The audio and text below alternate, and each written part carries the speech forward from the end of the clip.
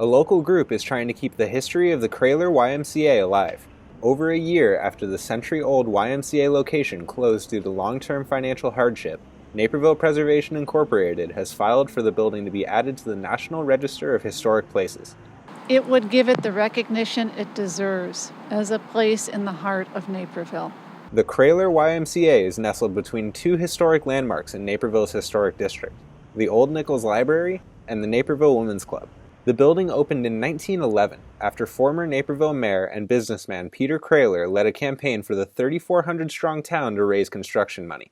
It served as a community hub as the city grew over the next century. For many, many years, there were meetings, community organizations met here, the Rotary met here, new citizens in Naperville learned English language here, and countless thousands of Napervillians learned how to swim at the Naperville YMCA.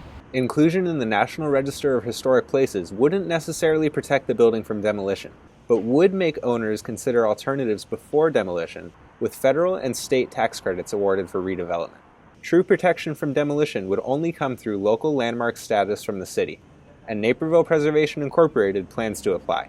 Naperville City Council designates local landmarks, and only 4 locations are currently recognized throughout the city, including both of Kroehler YMCA's neighboring buildings. Naperville Preservation Incorporated's goal for the building is adaptive reuse, or repurposing an existing building to fit modern needs. This concept is nothing new in Naperville. Right across the sidewalk here, the Old Nichols Library is now condominiums and stores.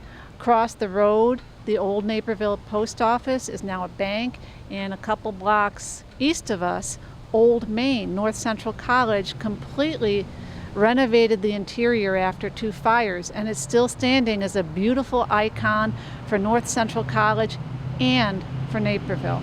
The YMCA of Metropolitan Chicago is handling the sale of the building. Director of Communications Man-Yi Lee said the group sought for developers and investors to acquire and successfully implement a new and positive purpose for the building. Lee said negotiations with one buyer are currently underway after a careful selection process, but did not disclose the buyer's identity. Naperville Preservation Incorporated is hopeful that a sale can bring new business for the future while protecting the past. This is why people move to Naperville. They love our town, they love our history. For Naperville News 17, I'm Casey Flanagan.